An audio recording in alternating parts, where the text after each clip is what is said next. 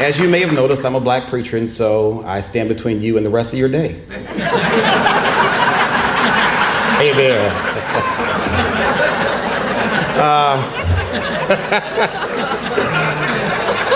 Yeah.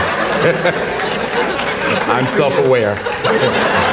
Pray for yourselves. Anyhow, I was sitting at my desk a couple years ago, and all of a sudden, a wave of anxiety washed over me. And instantly, immediately, almost instinctively, without thinking, I grabbed my keys, left the desk, jumped in the car, and started making my way home just as quickly as I could. Brief explanation, Brother Woods, probably here should be important. Several years earlier, my wife and I had decided, my wife decided that we were going to get a dog. And so we installed this contraption at our residence called the invisible fence. Don't know if you're familiar, but basically it's this wire that they run around the perimeter of your property. They bury it in the ground, and then they affix a special collar onto the neck of the dog.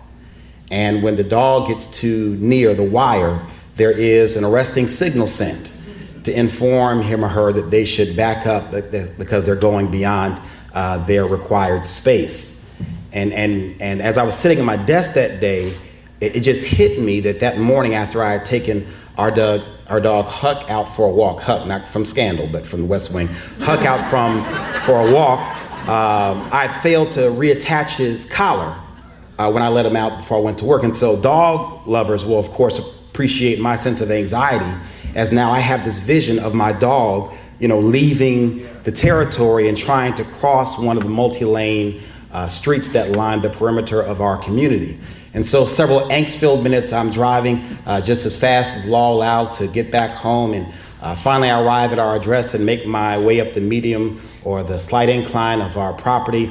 And as I arrived at the top of the driveway, I saw my main man Huck sitting right there, as is his custom dog, tail wagging and ready to receive his master. Y'all, I was so excited. I let him jump up on me even though I was wearing a good suit. And it was a wonderful moment. I was so excited, in fact, that I failed to ask the obvious question, which was, what is this dog still doing here? I just told you, I forgot to put on his collar. He was not restricted. And it was at that moment that I remembered what the person who installed the invisible fence had shared with me about how it works. He said, actually, this is not designed to be a physical barrier as much as it's designed to be a training and conditioning tool.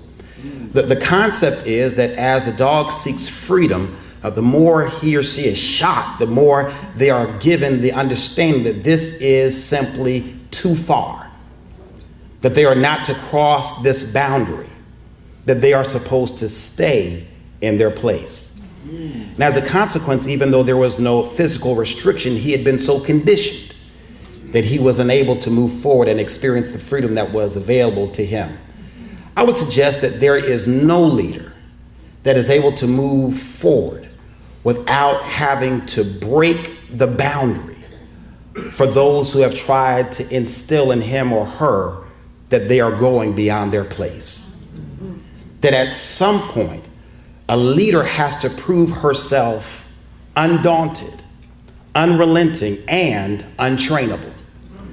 That she or he will not allow any shock, any system, any inaccurate performance evaluation, any lack of promotion, any spurious reorganization, any wrongful termination, any personal assault or attack to keep them from moving forward toward the freedom that is theirs. That's why we're here this morning. We come to honor untrainable women.